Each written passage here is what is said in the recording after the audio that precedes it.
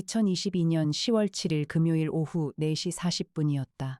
마포구 합정동 골목 한가운데 우뚝 선 50층짜리 오피스 빌딩의 꼭대기층에서는 서울 전체가 손에 잡힐 듯 내려다 보였다. 한강이 은빛으로 굽이치고 남산 위의 타워가 가을 햇살을 받아 반짝였다. 창문 바깥으로 황금빛 글씨가 박힌 고급 간판이 붙어 있었다. 강혁 탐정사무소라고 적힌 그 간판은 지나가는 행인들의 눈길을 멈추게 하기에 충분했다. 탐정 강혁은 창가에 기대어 서 있었다. 그의 왼손에는 반쯤 식어버린 커피잔이 들려 있었고 오른손에는 문서 봉투 하나가 있었다. 봉투 안에는 아무 내용도 없었다. 오늘 오전에 도착한 의뢰인 자리가 아직 비어 있다는 뜻이었다. 탐정님, 이에나의 목소리가 등 뒤에서 들렸다. 그녀는 이미 노트북을 펼치고 자료 화면을 띄워놓고 있었다. 국립과학수사연구원 법화학과 출신으로 분석화학 전문가이자 프로파일러였으며 강혁이 직접 스카우트하여 사무소에 합류시킨 인물이었다. 어떤 상황에서도 흔들리지 않는 극도의 차분함이 그녀의 가장 두드러진 특징이었다. 연락이 왔습니다. 오시 대신 오늘 저녁에 찾아오겠다고요.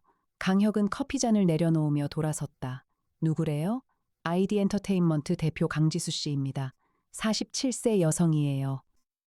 경기도 가평군 일대에서 매년 이맘때 개최하는 인디 록 페스티벌 딥포레스트 페스트의 주최 측 대표입니다. 강혁은 눈썹을 살짝 올렸다. 딥포레스트 페스트라면 그도 들어본 이름이었다. 경기 북부 청평 인근의 깊은 산속에 자리한 사유지 산장을 통째로 빌려서 진행하는 소규모 프라이빗 페스티벌이었다. 초대장이 있는 사람만 입장할 수 있고 참가 인원은 매년 50명 안팎으로 제한되었다. 뮤지션과 음악 관계자 위주로 구성된 그 폐쇄적인 행사는 매해 10월 초 3일간 진행되었다. 페스티벌이 내일부터 시작이죠? 맞습니다. 내일 8일 토요일부터 10일 화요일까지 3박 4일로 진행됩니다. 강지수 대표는 지금 서울 사무실에 있고 저녁 6시에 이쪽으로 올 예정입니다. 강혁은 소파에 앉으며 눈을 가늘게 떴다. 페스티벌 전날 저녁에 탐정을 찾아온다는 것은 무언가 긴박한 사정이 있다는 뜻이었다. 그날 저녁 6시 정각에 강지수가 도착했다. 그녀는 가죽 재킷을 걸친 중년 여성으로 눈매가 날카롭고 입술을 꽉 다문 표정에 긴장감이 역력했다. 악수를 건네는 손이 미세하게 떨렸고 눈 밑에는 짙은 그늘이 져 있었다. 탐정님, 저는 사흘 전부터 협박 메시지를 받고 있습니다. 그녀가 테이블 위에 스마트폰을 내밀었다. 이에나가 재빠르게 화면을 캡처하고 분석 장비에 연결했다. 강혁은 메시지를 읽었다. 올해 페스티벌에서 누군가 죽는다. 그것은 당신 때문이다. 강지수, 당신은 알고 있다. 메시지는 총 3통이었다. 첫 번째는 5일 전, 두 번째는 3일 전, 세 번째는 어제였다. 발신자 번호는 모두 다른 선불폰 번호였다. 이 메시지를 받고 경찰에 신고했나요? 했습니다. 담당 형사가 조사해보겠다고 했는데 선불폰 추적이 어렵다고 했어요. 그냥 장난일 수도 있다고도 했고요. 하지만 저는 그게 장난이 아닌 것 같습니다. 왜 그렇게 생각하시나요? 강지수의 입술이 잠깐 굳었다. 작년에도 비슷한 일이 있었어요.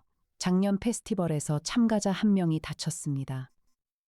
술에 취해 절벽에서 굴러 떨어진 것으로 처리됐는데 저는 그게 사고가 아닐 수 있다는 생각을 줄곧 해왔습니다. 그리고 그 사람은 지금 식물인간 상태입니다. 강혁이 몸을 앞으로 기울였다. 그 사람 이름이 뭔가요? 최재욱이라고 합니다. 독립 뮤지션이었어요. 지금 경기도 어느 요양병원에 입원 중입니다. 이에나가 노트북 화면을 바라보며 타이핑했다. 몇 초 후 최재욱의 정보가 떠올랐다. 탐정님. 최재욱은 2021년 10월 9일 낙상 사고로 우리들 병원 중환자실에 입원 후 현재 성남에 있는 서울요양원에 있습니다. 코마 상태 지속 중입니다. 그 페스티벌의 마지막 날 밤이었고 목격자는 없었습니다. 강혁은 눈을 감았다가 천천히 떴다. 강 대표님, 이번 페스티벌 참가자 명단을 주실 수 있나요? 강지수는 미리 준비한 봉투를 꺼냈다. 거기에는 이번 페스티벌 참가자 47명의 명단이 들어있었다. 뮤지션 32명과 음악 관계자 15명이었다. 강혁은 명단을 훑어보다가 잠시 멈췄다. 저도 초대장을 하나 받을 수 있을까요? 강지수의 눈이 커졌다. 페스티벌에 직접 들어오시겠다는 건가요? 네. 저와 제 동료 한 명. 뭔가가 일어나기 전에 안에서 살펴보는 것이 최선입니다. 그날 밤 강혁과 이에나는 페스티벌 자료를 분석했다. 이에나가 사무소의 대형 스크린에 지도를 띄웠다. 경기도 가평군 북면 일대의 산악지형이 입체적으로 표시되었다. 여기입니다. 청평댐 북쪽으로 14km 지점 산중에 있는 율곡 산장이에요. 면적 2만 평 규모 사유지이고 본체와 별채 3동으로 구성되어 있습니다. 주변은 산으로 둘러싸여 있고 진입로는 단 하나입니다. 단 하나요? 네. 그래서 폐쇄적인 분위기가 유지되는 거기도 하죠. 일단 들어가면 나오기 쉽지 않습니다. 강혁은 지도를 들여다보다가 중얼거렸다. 밀폐된 공간, 제한된 인원, 단일 진입로, 클래식한 구도네요. 이에나가 안경을 고쳤으며 담담하게 말했다. 2022년 10월 8일 토요일 오전 10시였다. 강혁과 이에나는 사무소 지하 주차장에서 검은색 제네시스 GA90S에 탔다. 이에나는 운전석에 앉자마자 내비게이션에 율곡 산장 좌표를 입력했다. 트렁크에는 소형 분석 장비와 드론 하나, 그리고 이에나의 가방이 실려 있었다. 그 가방 속에는 간이 부검 도구 세트와 함께 비닐봉지에 담긴 김밥 3줄이 들어 있었다. 아침을 먹고 왔어야 했는데 이에나가 혼잣말을 하며 출발했다. 그녀는 외환도로에서 경춘국도로 갈아타며 정확하고 빠른 드라이빙을 선보였다. 산길을 올라갈 때도 속도를 늦추지 않았다. 강혁은 조수석에서 참가자 명단을 다시 살폈다. 총 47명 가운데 지난해 페스티벌에도 참가했던 인원은 23명이었다. 그 중에서 최재욱과 가장 오랫동안 함께 활동했던 그룹 멤버 2명의 이름이 눈에 들어왔다. 드러머 한도진과 베이시스트 류지원이었다. 차가 산장 입구 게이트에 도착했다. 강지수가 미리 연락해 두었는지 안내 직원이 바로 통과를 허락했다. 율곡 산장은 깊은 숲 안에 자리하고 있었다. 붉고 노란 단풍이 물든 산자락 아래 기와지붕을 얹은 대형 한옥 본체가 있었고 그 주변으로 별채 3동이 울타리를 두른 채 늘어서 있었다. 마당 한가운데에는 야외 공연 무대가 설치되어 있었고 조명 장치들이 이미 가동 중이었다. 앰프 소리와 사운드 체크 소리가 산속 공기를 울렸다. 강지수가 마당에서 그들을 맞이했다. 그 옆에는 산장 관리인이라고 소개한 50대 남성 박성태가 서 있었다. 눈빛이 불안했고 말이 많지 않은 사람이었다. 일단 방을 안내해드리겠습니다. 강혁과 이에나는 별채 2동의 방을 배정받았다. 이에나는 방에 짐을 풀면서 소형 카메라 3대를 꺼냈다. 마치 치실을 꺼내듯 아무렇지도 않은 표정이었다. 별채 1동 입구와 본체 복도, 그리고 공연 마당 측면에 설치하겠습니다. 법적으로 문제없죠? 의뢰인 동의에 있으니까요. 강지수 대표님이 촬영 동의서에 서명해 주셨습니다. 강혁은 고개를 끄덕이고 먼저 마당으로 나갔다. 참가자들이 속속 도착하고 있었다. 저마다 배낭과 악기 케이스를 들고 산장 안으로 들어왔다. 강혁은 현장을 둘러보면서 형사 시절의 버릇을 발동시켰다. 있는 것, 없는 것, 어색한 것 이 3가지 순서로 단서를 포착해 나갔다. 있는 것은 많았다. 음향 장비와 조명, 그리고 텐트와 테이블. 아이스박스에 가득한 캔맥주와 막걸리, 산더미처럼 쌓인 전선 뭉치. 없는 것도 눈에 들어왔다. 산장 안에는 의료 담당자가 한 명도 없었다. 응급처치 키트가 보이지 않았다. 소화기가 2개뿐이었다. 야간 조명이 마당 외 구역에는 설치되지 않았다. 어색한 것이 하나 있었다. 한도진이었다. 드러머 한도진은 29살이었다.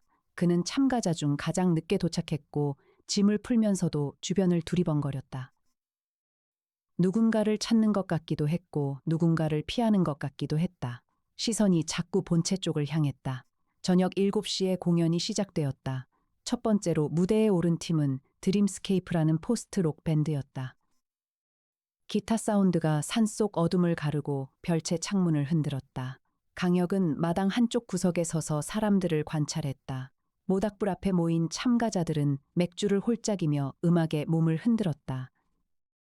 웃음소리와 환호소리가 산자락을 채웠다.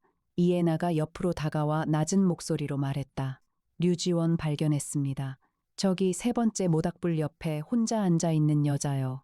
강혁은 시선을 옮겼다.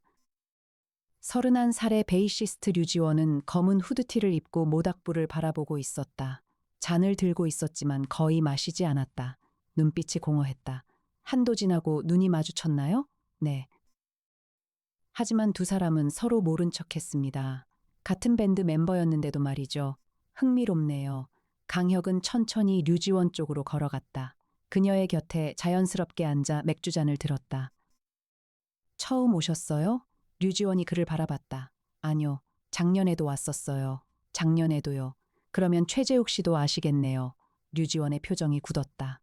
잔을 든 손이 미세하게 멈췄다. 그녀는 아무 말도 하지 않았다. 강혁은 더 물어보지 않았다. 대신 자리에서 일어났다. 즐거운 시간 되세요. 그 밤의 공연은 자정까지 이어졌다.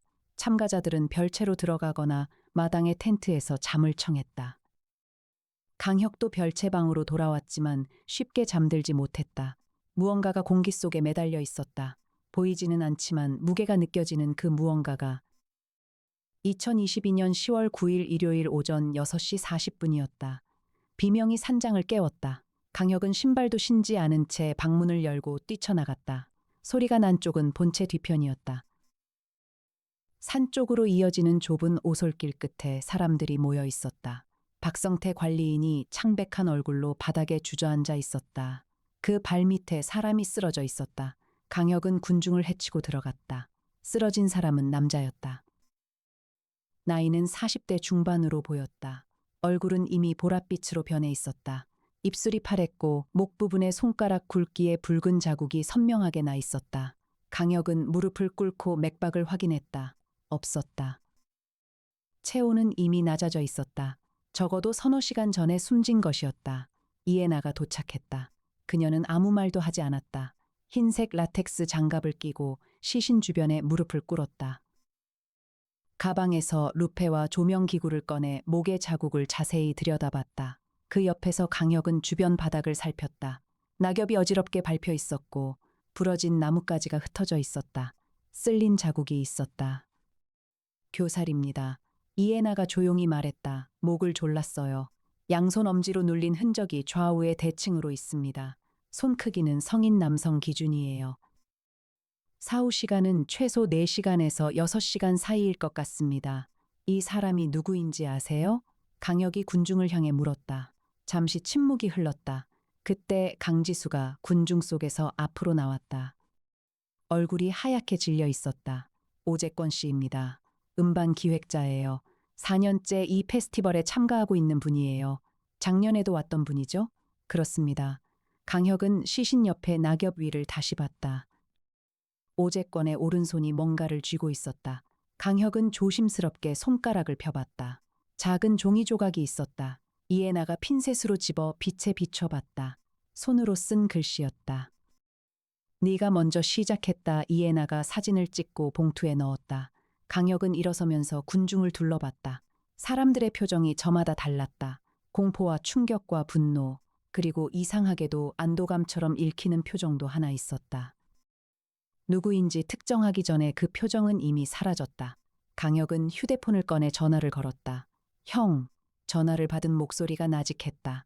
혁아, 이 시간에 무슨 일이야? 가평 율곡산장 알아? 경기 북부 청평 위쪽이야. 여기서 사망 사건이 발생했어. 일단 경찰 보내줘. 그리고 신원 조회가 필요한 사람들이 있어. 강민혁은 검찰청 고위 간부로 언제나 동생의 요청을 들어주는 사람이었다. 알겠어.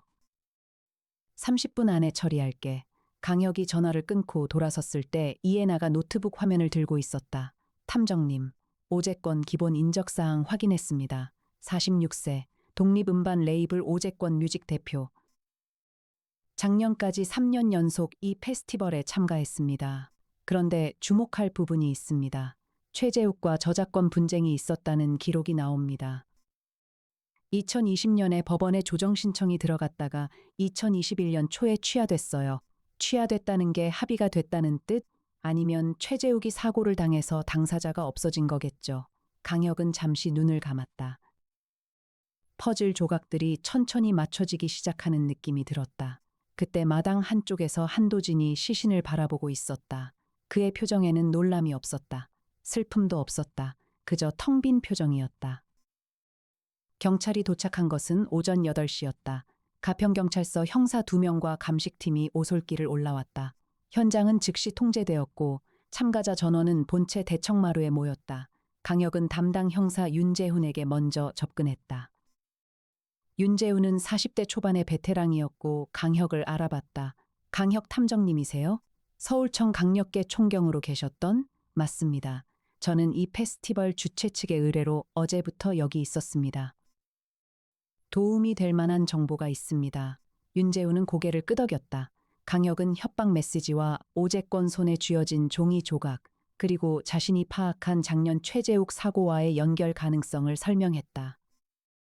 윤재훈은 메모를 빠르게 적어 내려갔다. 참가자들을 우선 격리해 두겠습니다. 하사는 수사 협조가 완료된 이후에 허용하겠습니다. 강혁이 돌아서는데 이해나가 그의 팔을 잡아당겼다. 탐정님. 한도진이 별채 3동으로 들어갔습니다. 혼자예요. 강혁은 이해나와 눈을 맞췄다.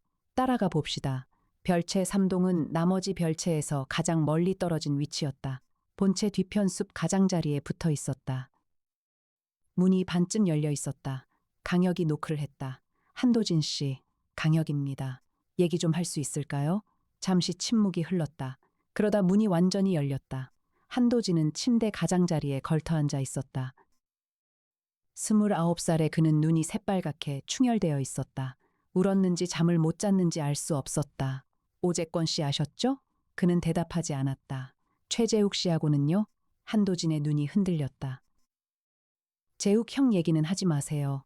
목소리가 갈라졌다. 알겠습니다. 그러면 이것만요. 어젯밤 자정 이후로 어디 있었습니까? 별채에 있었어요. 혼자. 목격해 줄 사람은요? 없습니다. 강혁은 그 답을 듣고 조용히 일어났다. 복도로 나와 이해나와 나란히 걸으며 낮게 말했다. 알리바이 없어요. 저도 들었습니다. 이해나가 핸드폰을 꺼냈다. 탐정님, 한도진 배경조사 어제 이미 해뒀어요. 최재욱과 류지원 그리고 한도진 셋이 결성한 밴드 이름은 그레이 메이즈입니다. 2019년에 결성해서 2021년 페스티벌에서 마지막 공연을 했어요. 최재욱 사고 후 밴드는 사실상 해체 상태입니다. 그런데 흥미로운 게 있습니다. 이해나가 화면을 강혁에게 내밀었다. 그레이 메이즈의 미발매 앨범 마스터 파일이 오재권 뮤직 서버에 있다는 기록이 남아 있습니다. 2020년 가을에 오재권이 계약 관련 분쟁 중에 파일을 가져간 것으로 추정됩니다. 최재욱이 소송을 걸었다가 사고를 당한 이후 오재권은 그 파일을 이용해 앨범을 무단으로 유통했습니다. 2022년 3월 중순에 스트리밍 서비스에 올라왔고 수익은 전부 오재권 뮤직으로 귀속됐습니다. 강혁이 걸음을 멈췄다. 그러면 한도진과 류지원은 그 사실을 알고 있었겠군요. 알았겠죠. 그리고 그 앨범의 수익 분배를 요구했을 겁니다. 오재권이 거절했을 수도 있고요. 복잡한 구조네요. 강혁은 잠시 생각에 잠겼다. 피해자가 가해자였을 수도 있는 상황이었다. 하지만 그것이 살인의 이유가 될 수는 있어도 살인을 정당화할 수는 없었다. 강력계 형사 시절 가장 힘들었던 것이 바로 이런 구조였다. 한 가족의 삶이 단 하룻밤에 무너지는 순간들. 그 잔인한 진실 앞에서 강혁은 늘 한 가지를 생각했다. 범인을 잡는 것만큼이나 피해자와 가해자가 사건 이후 어떻게 살아남는가가 중요하다는 것을. 하지만 지금은 아직 범인을 잡는 것이 먼저였다. 오후가 되면서 경찰의 조사가 본격적으로 진행되었다. 참가자들이 한 명씩 불려가 진술했다. 강혁은 그동안 산장 전체를 걸어다니며 지형을 파악했다. 율곡 산장은 생각보다 복잡한 구조였다. 본체와 별채 3동 외에도 창고 2개와 나무 헛간 하나가 숲속에 숨겨져 있었다. 그중 헛간 안에 농기구와 음향 장비 부품이 가득 쌓여 있었는데 그 뒤에서 강혁은 뭔가를 발견했다. 3개의 빈 소주병이었다. 어제 저녁에 마신 것처럼 보였다. 그 주변 흙에는 2쌍의 발자국이 찍혀 있었다. 한 쌍은 남성용 스니커즈로 보였고 다른 하나는 여성용 부츠 굽자국이었다. 강혁은 스마트폰으로 발자국을 촬영했다. 이해나 씨. 헛간 쪽 확인해줘요. 이해나가 도착해서 발자국을 분석했다. 그녀는 줄자를 꺼내 굽의 깊이와 간격을 쟀다. 남성 발자국은 275에서 280mm 사이, 여성 발자국은 굽 높이 5cm 이상의 부츠로 보이는데 부츠를 신은 사람이 현장 참가자 중 오늘 누군지 확인해 보겠습니다. 20분 후 이에나가 돌아왔다. 부츠를 신고 있는 여성 참가자는 2명입니다. 류지원과 강지수 대표입니다. 강혁의 눈썹이 올라갔다. 2022년 10월 9일 일요일 오후였다. 경찰 수사가 진행되는 동안에도 참가자들은 산장에 머물러야 했다. 저녁이 되자 누군가가 모닥불에 불을 지폈다. 아무도 공연을 할 수 없는 분위기였지만 흩어지지도 못했다. 사람들은 삼삼오오 모여 낮은 목소리로 얘기를 나눴다. 강혁은 강지수를 따로 불러냈다. 헛간에서 소주병 발견했습니다. 어제 저녁에 누군가 거기서 술을 마셨어요. 부츠 굽자국도 있었고요. 강 대표님이 어젯밤 어디 계셨는지 말씀해 주실 수 있어요? 강지수의 눈빛이 흔들렸다. 저는 본체에 있었습니다. 네네요? 대부분의 시간은요? 강혁은 그 말을 놓치지 않았다. 대부분이 아닌 시간에는요? 강지수는 잠깐 입술을 깨물었다. 오재권 씨를 만났습니다. 잠깐요? 몇 시에? 밤 10시 무렵이었어요. 오재권 씨가 저한테 따로 얘기하자고 했습니다. 헛간으로 오라고 했어요. 무슨 얘기를 했나요? 강지수가 숨을 들이켰다. 작년 최재욱 씨 사고가 아닐 수도 있다는 얘기를 했습니다. 오재권 씨는 누군가가 최재욱을 밀었다고 했어요. 그리고 자신도 위협을 받고 있다고 했습니다. 저한테 도움을 요청했어요. 그 누군가가 누구라고 했나요? 한도진이라고 했습니다. 강혁은 잠시 침묵했다. 그리고요, 저는 증거가 있냐고 물었습니다. 오재권 씨는 동영상이 있다고 했어요. 자기 폰에 저장되어 있다고요. 그 영상이 있으면 한도진을 경찰에 신고할 수 있다고 했습니다. 그 동영상을 보셨나요? 못 봤습니다. 오재권 씨가 내일 아침에 보여주겠다고 했어요. 그런데 그 사람이 강지수의 목소리가 흔들렸다. 그 사람이 다음 날 아침에 죽어 있었습니다. 강혁은 일어섰다. 오재권의 휴대폰은요? 경찰이 수거해 갔습니다. 강혁은 즉시 전화를 꺼냈다. 형, 오재권의 휴대폰 포렌식 결과 빨리 받을 수 있어? 강민혁의 목소리가 낮게 들려왔다. 혁아, 피해자 신원 파악됐어. 오재권 뮤직 대표 맞지? 그리고 그 폰에서 삭제된 파일이 복구됐다고 연락이 왔어. 경기 북부지청에 지금 막 올라온 거야. 뭐가 들어있어? 1분짜리 동영상이야. 내가 파일 보낼게. 잠깐만. 20초 후 강혁의 폰으로 파일이 전송됐다. 그는 이에나와 함께 화면을 들여다봤다. 화면은 어두웠다. 야간 촬영으로 보였다. 흔들리는 화면에 두 사람이 보였다. 좁은 절벽길이었다. 한 사람이 다른 사람의 등을 밀었다. 밀린 사람이 비탈을 굴러 떨어졌다. 강혁의 눈이 화면 속 두 사람의 윤곽을 분석했다. 밀린 사람은 최재욱이었다. 그리고 그를 민 사람의 뒷모습이 흐릿하게 잡혀 있었다. 짧은 머리, 마른 체형, 후드를 쓰고 있었다. 화면 확대 가능해요? 이에나가 소형 분석 장비를 연결해 이미지를 처리했다. 화질이 개선되면서 윤곽이 선명해졌다. 후드 소매 아래로 손목에 문신이 보였다. 음표 모양의 문신이었다. 강혁은 잠깐 눈을 감았다. 한도진의 왼쪽 손목에 음표 문신이 있다는 것을 그는 오늘 아침에 이미 확인했었다. 그러나 그것이 전부가 아니었다. 이에나가 화면 왼쪽 구석을 가리켰다. 탐정님. 여기 보시면 절벽 바위에 뭔가가 비쳐요. 강혁이 들여다봤다. 절벽 바위 표면에 반사된 희미한 상이 있었다. 누군가 그 장면을 지켜보고 있었다. 또 다른 사람이었다. 얼굴은 보이지 않았지만 체형은 여성이었다. 2022년 10월 9일 일요일 밤이었다. 강혁은 별채 이동 방안에서 이에나와 함께 분석을 이어갔다. 이에나는 노트북 화면에 등장인물 관계도를 그려나갔다. 최재욱을 중심으로 뻗어나가는 선들이 오재권과 한도진 그리고 류지원과 강지수를 연결했다. 탐정님, 생각해봤는데요. 이에나가 안경을 고쳤으며 말했다. 오재권은 최재욱 사고의 증거 영상을 갖고 있었습니다. 그 영상이 있었기 때문에 한도진은 오재권을 죽여야 할 이유가 생겼겠죠.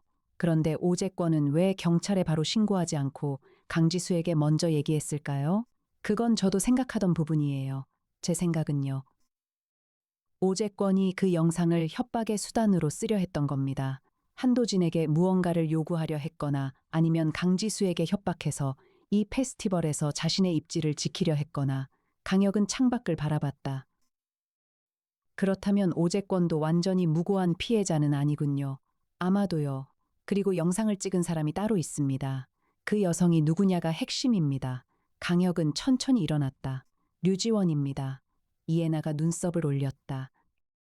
확신하세요? 작년 페스티벌에서 최재욱과 가장 가까운 사람이 류지원이었어요. 밴드 멤버고 또 오늘 그녀의 눈빛을 봤을 때 그 안에 슬픔이 아니라 죄책감이 있었습니다. 강혁은 방문을 열었다. 지금 류지원을 만나야겠어요. 류지원은 별채 1동에 혼자 있었다. 강혁이 문을 두드리자 잠시 후 문이 열렸다. 앉아도 될까요? 그녀는 말없이 비켰다. 강혁은 들어가 문 옆에 섰다. 류씨. 작년 밤에 촬영하셨죠? 류지원의 몸이 굳었다. 아주 잠깐이었지만 그 순간이 강혁의 눈에는 선명하게 잡혔다. 부정하셔도 됩니다. 하지만 이미 화면에서 확인했어요. 바위에 비친 반사상으로요. 류지원은 한동안 아무 말도 하지 않았다. 그러다 천천히 침대에 앉았다. 재욱 오빠를 따라가고 있었어요. 한도진이 오빠한테 얘기 좀 하자고 했거든요. 저는 불안해서 뒤에서 따라갔고요. 목소리가 낮았다. 감정이 배어 있었지만 흘러넘치지는 않았다. 그리고 봤습니다. 한도진이 오빠를 밀었어요. 그 순간에 저는 너무 놀라서 소리를 지르지도 못했고 달려가지도 못했어요. 그냥 폰으로 찍었어요. 손이 떨려서 제대로 찍혔는지도 몰랐습니다. 그 영상을 왜 경찰에 가져가지 않으셨나요? 류지원은 눈을 감았다. 두려웠습니다. 한도진이 알면 저도 같은 꼴이 날 것 같아서요. 그래서 지워버렸어요. 완전히 삭제했다고 생각했는데 그 영상이 어디로 갔는지 아십니까? 모릅니다. 저는 삭제했어요. 강혁은 잠시 생각했다. 류지원이 삭제한 영상이 오재권의 폰에 어떻게 저장됐을까? 류지원이 영상을 오재권에게 전송했을 가능성이 있었다. 삭제하기 전에 누군가에게 보냈거나 클라우드 동기화를 통해 유출됐거나 오재권 씨에게 영상을 보낸 적 있습니까? 류지원의 눈이 커졌다. 없어요. 절대로. 클라우드 연동은요? 아이클라우드를 쓰는데 가족 공유를 하고 있었어요. 당시에 오빠 폰이랑 공유 계정이 연결되어 있었거든요. 재욱 오빠가 식물인간이 된 이후에도 계정 해제를 못했었어요. 강혁은 이해가 됐다. 최재욱의 가족 공유 계정에 자동으로 동기화됐고 그 계정에 오재권이 어떤 식으로든 접근했겠군요. 그런 거였나요? 류지원의 눈에 눈물이 맺혔다. 오재권이 재욱 오빠 폰을 갖고 있었어요. 재욱 오빠가 입원한 이후에 오재권이 가족이 아닌데도 병원에서 폰을 가져갔다는 얘기를 들었어요. 저는 그때 무슨 의도인지 몰랐는데 강혁은 자리에서 일어났다. 이제 그림이 완성되어 가고 있었다. 2022년 10월 9일 일요일 자정이 지났다. 강혁은 이해나와 함께 밤새 감시를 이어갔다. 이해나가 설치한 소형 카메라 3대 영상이 노트북 화면에 분할로 떠 있었다. 새벽 2시가 넘었을 무렵 화면에 움직임이 잡혔다. 별채 1동 입구 카메라였다. 누군가 복도를 걸어가고 있었다. 후드를 쓴 남성이었다. 이해나가 즉시 강혁을 흔들었다. 강혁은 방문을 열고 나왔다. 복도는 조용했다. 발소리는 별채 1동 방향으로 사라지고 있었다. 강혁은 소리를 죽이고 복도를 가로질렀다. 별채 1동 쪽 복도 끝에서 문 앞에 선 그림자가 보였다. 손에 뭔가를 들고 있었다. 강혁이 전력으로 달렸다. 그 순간 문이 열렸다. 류지원이 문을 열었다. 그림자가 손을 뻗었다. 강혁이 그림자의 손목을 잡았다. 틀어서 뒤로 꺾었다. 동시에 상대를 복도 벽에 밀어붙였다. 후드가 벗겨졌다. 한도진이었다. 그의 손에는 짧은 로프가 들려 있었다. 한도진은 반항했지만 강혁의 제압은 완벽했다. 무술 유단자인 그는 순식간에 한도진의 양손을 등 뒤로 묶었다. 이해나가 달려왔다. 탐정님, 저도 봤습니다. 영상으로 다 담겼어요. 류지원은 복도 바닥에 주저앉아 있었다. 손이 떨렸다. 강혁이 그녀 앞에 무릎을 꿇었다. 괜찮습니까? 그녀는 고개를 끄덕였다. 눈물이 흘렀다. 강혁은 일어서서 한도진을 바라봤다. 한도진의 눈에는 이미 체념이 가득 차 있었다. 분노도 공포도 없었다. 그저 오래 달려온 사람이 드디어 멈춰선 것 같은 표정이었다. 재욱 형을 밀었습니까? 한도진은 대답하지 않았다. 오재권 씨를 목 졸라 죽인 것도 당신입니까? 역시 침묵이었다. 강혁은 더 묻지 않았다. 경찰에게 넘기면 될 일이었다. 그런데 그때 복도 끝에서 발소리가 들렸다. 강지수였다. 그녀는 복도 상황을 보고 멈췄다. 눈이 한도진을 향했다가 강혁을 향했다가 류지원을 향했다. 강혁은 그 순간 강지수의 표정에서 뭔가를 포착했다. 안도감이 아니었다. 두려움도 아니었다. 그것은 후회와 비슷한 무언가였다.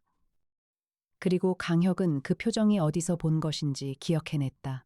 오전에 오재권의 시신 앞에서 군중 속 누군가의 표정에서 잠깐 스쳐 지나갔던 바로 그것이었다. 2022년 10월 10일 화요일 오전이었다. 한도진은 그날 밤 경찰에 인계됐다. 로프와 카메라 영상 그리고 류지원의 진술로 오재권 살인 혐의가 적용됐다. 최재욱 절벽 추락 사건도 재수사가 개시됐다. 그러나 강혁은 잠들지 않았다. 강지수의 표정이 계속 머릿속에 걸려 있었다. 그는 이해나의 방문을 두드렸다. 새벽 3시였다. 들어오세요. 이해나는 잠들지 않고 있었다. 테이블 위에 김밥이 반줄 놓여 있었다. 그녀는 무표정한 얼굴로 화면을 보고 있었다. 저혈당 예방 중이에요? 네, 이 시간에 오실 것 같았습니다. 강혁은 의자를 당겨 앉았다. 강지수 다시 파봐야 할 것 같아요. 이해나는 이미 노트북 화면에 강지수의 파일을 열어놓고 있었다. 저도 같은 생각을 하고 있었습니다. 강혁은 화면을 들여다봤다. 이해나가 이미 정리해둔 자료가 빼곡했다. 강지수, 47세, 아이디 엔터테인먼트 대표, 딥포레스트 페스트 주최, 2005년 설립, 2018년까지 흑자 경영, 2019년부터 경영 악화, 2020년 부채 총액 30억 원 돌파, 2021년 채권자 소송 다수, 회사가 많이 어려웠군요. 그런데 올해 갑자기 재정이 안정됐습니다. 2022년 3월에 2억 5천만 원이 입금됐어요. 출처는 명확하지 않습니다만 같은 시기에 오재권 뮤직이 그레이 메이즈 앨범을 스트리밍에 올렸습니다. 강혁의 눈이 좁아졌다. 강지수와 오재권 사이에 금전 거래가 있었다는 뜻입니까?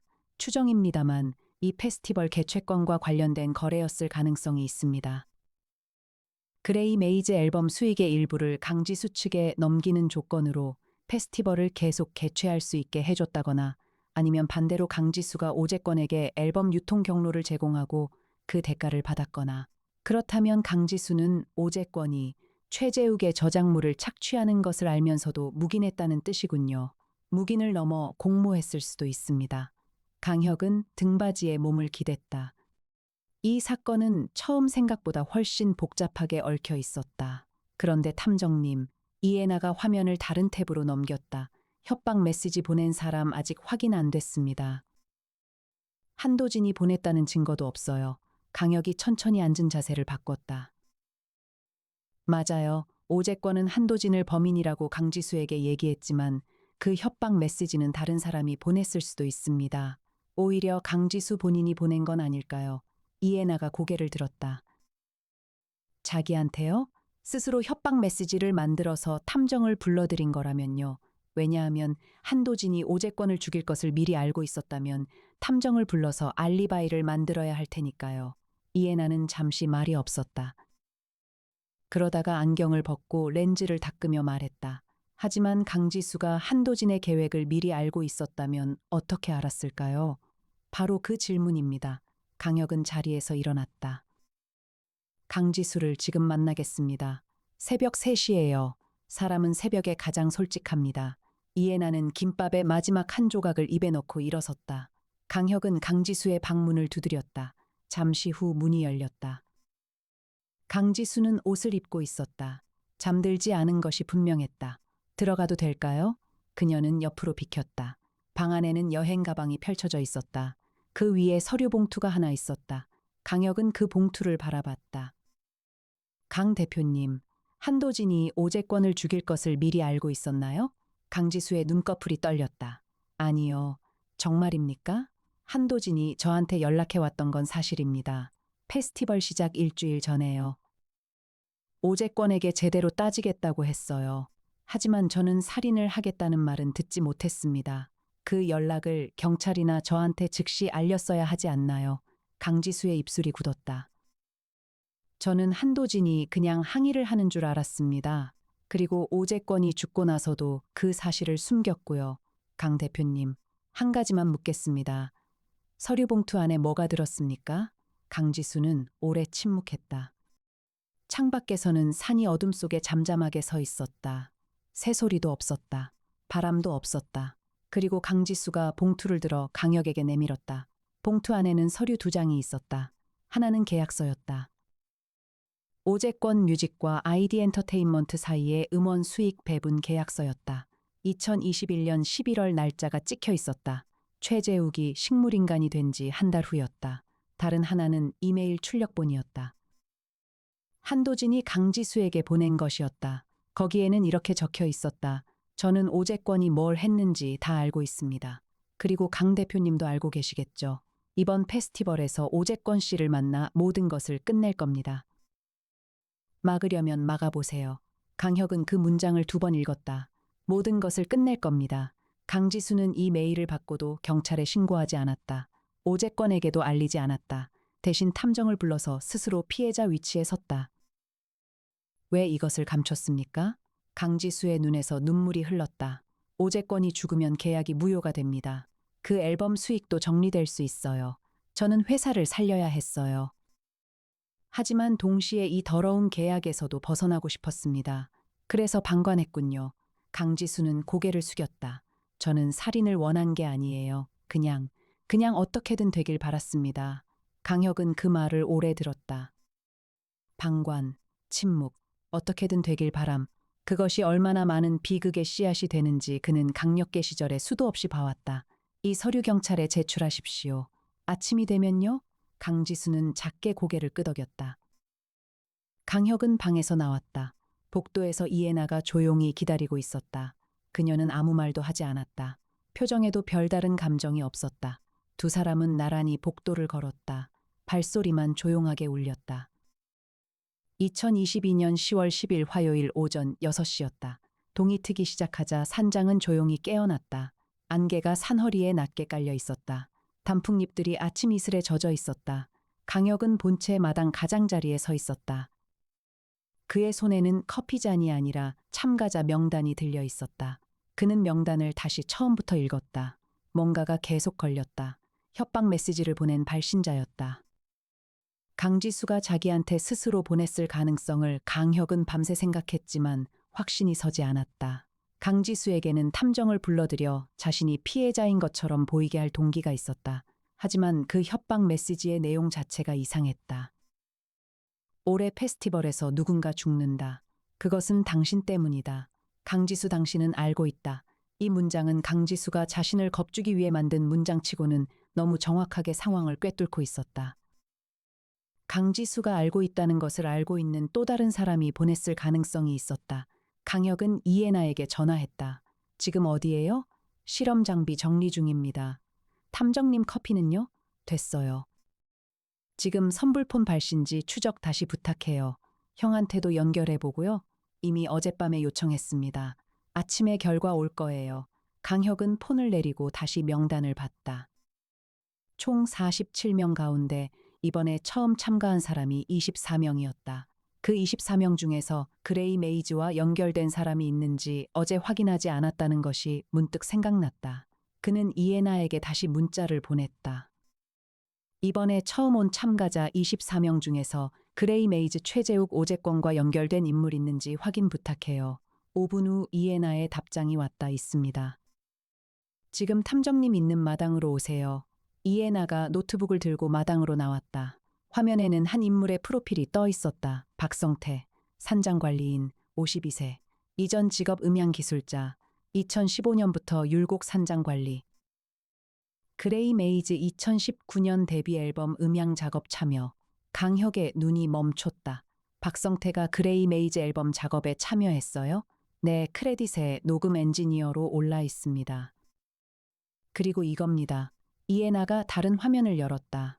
박성태의 개인 통화 기록이었다. 강민혁이 보내준 자료였다. 이걸 보시면 3일 전에 박성태 본인 폰에서 3개의 선불폰 번호로 전화가 나갔습니다. 그 번호들이 강지수에게 협박 메시지를 보낸 번호들입니다. 강혁은 화면을 뚫어지게 바라봤다. 협박 메시지를 보낸 것은 강지수도 한도진도 아니었다. 박성태였다. 박성태가 왜요? 최재욱이 이 산장에서 쓰러졌습니다. 작년에요. 박성태는 그 현장을 봤을 겁니다. 그리고 최재욱은 이 산장에서 음원 녹음 작업을 도왔던 인연이 있는 사람입니다. 강혁은 발걸음을 돌렸다. 박성태 지금 어디 있어요? 창고에 있는 것 같습니다. 아까 거기서 나오는 걸 봤습니다. 강혁은 본체를 빠르게 돌아 창고 쪽으로 걸어갔다. 창고 문은 반쯤 열려 있었다. 안에서 무언가를 정리하는 소리가 났다. 강혁이 문을 밀고 들어갔다. 박성태는 구석에서 박스를 쌓고 있었다.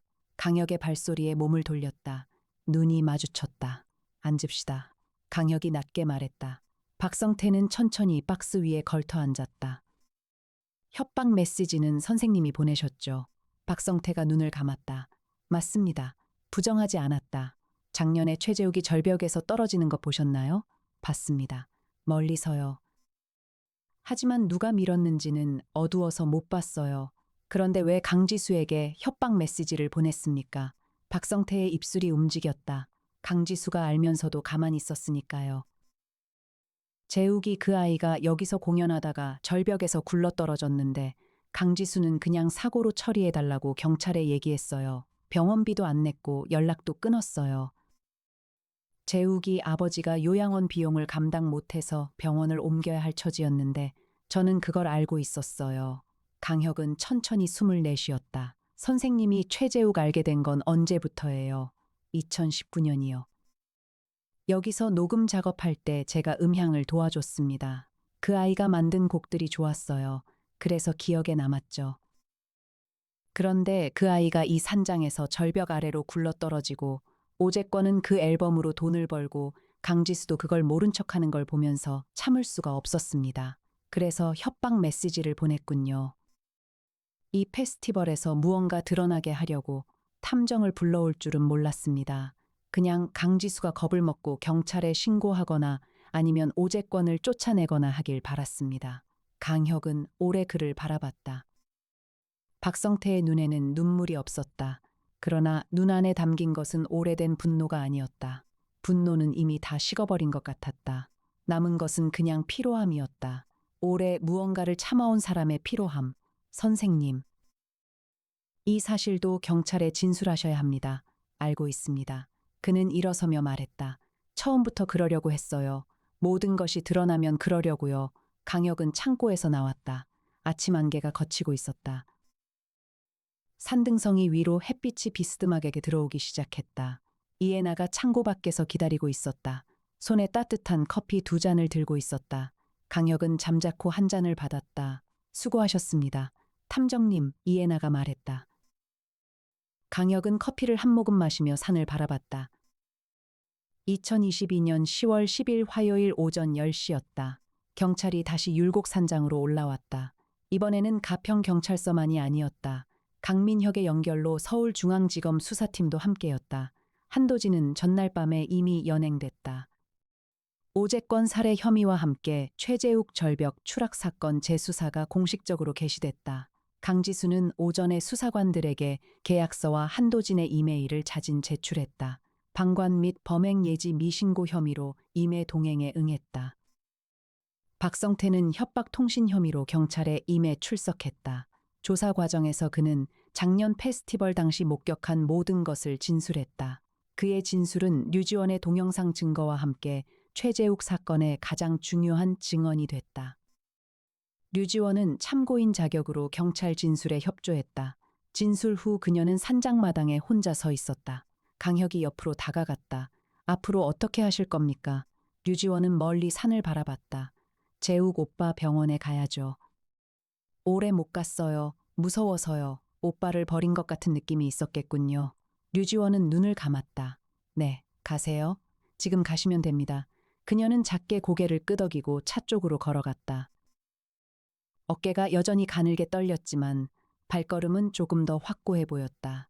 강혁은 그 뒷모습을 바라봤다. 형사 시절에도 그랬고 탐정이 된 지금도 그랬다. 그는 범인을 잡는 것으로 일이 끝난다고 생각한 적이 없었다. 진짜 무거운 부분은 언제나 그 이후였다. 살아남은 사람들이 어떻게 다시 살아가는가, 무너진 자리에서 어떻게 첫 발을 떼는가, 그것이 강혁이 탐정 일을 계속하는 이유였다. 이에나가 차 열쇠를 들고 다가왔다. 탐정님, 출발할까요? 잠깐만요. 강혁은 산장을 한 번 더 둘러봤다. 마당의 공연 무대는 아직 철거되지 않은 채 그대로 서 있었다. 조명 장치들이 낮 햇빛 아래에서 빛을 잃고 서 있었다. 앰프와 스피커 박스들이 쓸쓸하게 놓여 있었다. 여기서 울려 퍼졌어야 할 음악이 있었다. 그레이 메이즈의 음악이, 그 음악을 만든 사람은 지금 이 산장에서 수백 킬로미터 떨어진 요양원 침대에 누워 있었다. 강혁은 눈을 감고 잠깐 그 음악이 들리는 것처럼 가만히 서 있었다. 그리고 눈을 뜨고 걷기 시작했다. 2022년 10월 10일 화요일 오후 2시였다. 이에나가 운전하는 제네시스 GA90S는 경춘국도를 빠르게 달렸다. 산이 뒤로 멀어지고 강이 나타났다 사라졌다. 서울이 가까워질수록 하늘이 낮아졌다. 강혁은 조수석에서 창밖을 바라봤다. 뒷좌석에는 분석 장비 가방과 드론 케이스가 놓여 있었다. 이에나의 김밥 봉지는 이미 비어 있었다. 탐정님, 이에나가 앞을 보면서 말했다. 한 가지 여봐도 될까요, 에나 씨? 뭐든지요. 이에나는 잠시 침묵했다가 말했다. 이 사건에서 누가 가장 잘못한 사람인 것 같습니까? 강혁은 창밖을 바라보면서 대답했다. 모두 다요, 모두 다. 한도진은 살인을 했습니다. 오재권은 남의 창작물을 착취했습니다. 강지수는 알면서도 방관했습니다. 박성태는 정당한 방법이 아닌 협박을 선택했고, 류지원은 목격 후 침묵으로 최재욱을 혼자 두었습니다. 그 중에서 누가 가장 그런 순위를 매기는 것이 의미 없다고 생각합니다. 이에나는 더 묻지 않았다. 강혁은 잠시 후 덧붙였다. 단 한 사람만 있어요. 순위를 매기지 않아도 되는 사람이. 최재욱이요? 네, 조용한 대답이었다. 차는 서울 외환도로로 접어들었다. 한강 다리 위에서 강물이 반짝였다. 오후 햇빛이 물결 위에 조각조각 부서지고 있었다. 합정동 빌딩이 가까워졌다. 50층짜리 건물 꼭대기에서 강혁 탐정사무소라는 간판이 멀리서도 보였다. 이에나가 지하 주차장으로 진입하면서 말했다. 태풍 박사한테 연락해뒀어요. 오늘 결과 브리핑 요청해두겠다고요. 수고했습니다. 나정희 씨도 서류 준비해뒀을 거예요. 강혁은 차에서 내리면서 잠깐 멈췄다. 지하 주차장의 형광등 빛이 하얗고 차가웠다.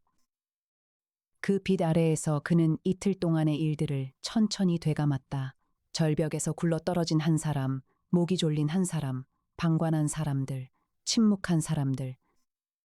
그리고 혼자서 오래된 정의를 들고 협박이라는 서툰 방식을 선택한 한 사람.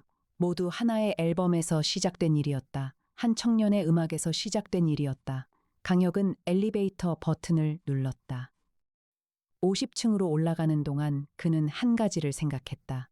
최재욱이 요양원에서 눈을 뜨면 그때 가서 모든 것을 말해줄 수 있을까? 당신의 음악은 여전히 어딘가에서 살아있다고. 당신이 잃어버린 것들을 되찾아줄 방법을 찾겠다고.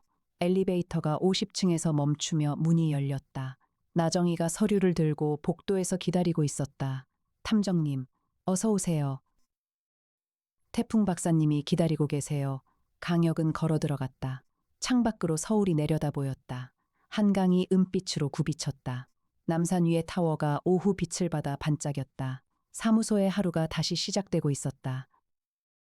2022년 10월 25일이었다. 최재욱의 사건은 서울중앙지방법원에 기소됐다. 한도진은 오재권 살인죄 및 최재욱에 대한 살인 미수죄로 구속 기소됐다. 검찰은 2021년 율곡 산장에서의 범행이 오재권과의 공모 없이 단독으로 이뤄진 충동 범행이 아니라 사전에 계획된 범행이라는 입장을 세웠다. 오재권에게 박탈당한 앨범 수익에 대한 분노가 오랜 시간 동안 누적되어 두 건의 범행으로 이어진 것이었다. 오재권은 이미 사망했으므로 형사처분은 없었다. 다만 민사소송에서 오재권 뮤직의 그레이 메이즈 앨범 수익 전액이 최재욱 측에 반환되어야 한다는 판결이 이후 내려졌다. 강지수는 방관 및 범행 미신고 혐의로 기소됐다. 회사는 사실상 해산 수순에 들어갔다. 박성태의 협박통신 혐의는 검찰 단계에서 기소유예로 처리됐다. 그의 진술이 최재욱 사건 재수사에 결정적 역할을 했고 행위의 동기가 사익이 아닌 피해자 보호 의지에 있었다는 점이 참작됐다. 이 결과를 강혁은 사무소 회의실 대형 스크린으로 확인했다. 옆에는 이해나가 있었고 맞은편에는 수석 연구원 송태풍 박사가 앉아 있었다. 43살의 송태풍은 의학 박사이자 범죄학 전공공자였다. 넓은 이마에 두꺼운 테 안경을 쓴 그는 이번 사건의 법의학 분석과 암호 해독 파트를 담당했다. 오제권 손에 쥐어진 메모지에 필체 분석 결과 나왔습니다. 송태풍이 파일을 펼쳤다. 한도진의 필체가 맞습니다. 잉크 성분도 한도진이 사용하던 볼펜과 일치하고요. 오제권이 죽기 직전에 한도진이 직접 적어서 손에 쥐어준 것으로 추정됩니다. 왜 굳이 메모를 남겼을까요? 이해나가 물었다. 메시지를 남기고 싶었겠죠.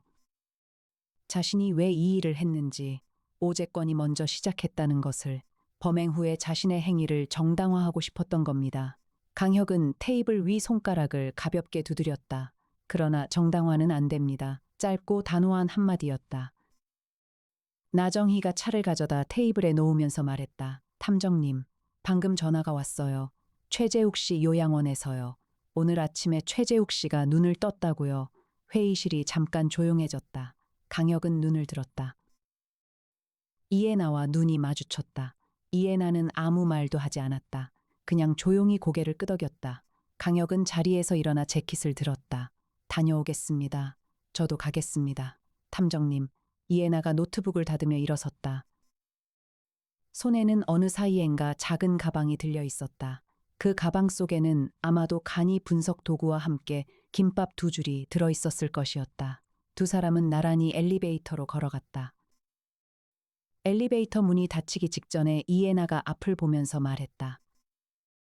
아까 탐정님이 최재욱 씨가 이 사건에서 순위 없는 유일한 사람이라고 하셨잖아요. 그랬죠. 그 사람이 깨어났습니다. 그랬군요. 어떤 말을 해주실 거예요? 가서. 강혁은 잠시 생각했다. 아직 모릅니다. 엘리베이터가 내려가기 시작했다. 하지만 뭔가는 말할 수 있을 것 같습니다. 어떤 건요? 당신의 음악이 살아있다고요. 이해나가 안경 너머로 강혁을 흘깃봤다가 다시 앞을 바라봤다. 입술 끝이 아주 조금 올라갔다가 원래대로 돌아왔다. 엘리베이터가 지하 주차장에 도착했다. 문이 열렸다. 두 사람은 걸어 나갔다. 검은 제네시스의 엔진이 조용하게 켜졌다. 이해나는 운전석에 앉으면서 내비게이션에 성남 요양원 주소를 입력했다. 이미 어제 저장해둔 주소였다. 2022년 10월 말이었다. 성남 서울요양원 3층 병실이었다. 최재욱은 침대에 반쯤 일어나 앉아 있었다. 눈이 풀려 있었고 목소리는 거의 나오지 않았다. 하지만 눈을 뜨고 있었다. 그것으로 충분했다. 강혁은 그 침대 옆 의자에 앉았다. 최재욱 씨, 저는 강혁이라고 합니다. 탐정입니다. 최재욱은 그를 바라봤다. 당신 곁에서 있었던 일들을 이제 말씀드릴 수 있습니다. 다 드러났습니다. 당신을 거기서 민 사람도 당신의 음악을 훔쳐간 사람도 모두요. 최재욱의 눈이 가늘게 떨렸다. 이해하고 있는지 알 수 없었다. 하지만 강혁은 계속 말했다. 당신의 음악은 살아있습니다. 그리고 그 음악의 수익은 이제 당신 측으로 돌아오게 됩니다. 법적 절차가 다 완료되면요. 최재욱의 아버지가 병실 구석에서 눈물을 닦았다. 이해나는 병실 문 앞에 서 있었다. 안경 너머 눈이 약간 붉어져 있었지만 표정은 차분했다. 강혁은 일어서면서 최재욱의 손을 잠깐 잡았다가 놓았다. 아무 말도 하지 않았다. 복도로 나오면서 이해나가 조용히 말했다. 다 됐습니까? 아직요. 강혁은 복도 창밖을 봤다. 가을 하늘이 맑고 높았다. 단풍이 지고 있었다. 최재욱이 완전히 회복되고 법원 판결이 모두 마무리되고 그 음악이 그의 이름으로 다시 세상에 나왔을 때 그때 다 됩니다. 이해나는 고개를 끄덕였다. 두 사람은 복도를 나란히 걸었다. 악마는 늘 그대 안에 있었다. 탐욕과 비겁함과 침묵이라는 이름으로. 그리고 그 악마가 자라서 한 사람의 음악을 삼키고 한 사람의 목을 졸랐다. 하지만 그 악마를 알아보는 눈이 있었다. 산이 깊고 밤이 어두워도 단서는 늘 있었다. 있는 것, 없는 것, 어색한 것. 그것을 보는 사람이 한 명이라도 있다면 진실은 사라지지 않았다. 강역 탐정사무소의 문은 오늘도 열려 있었다.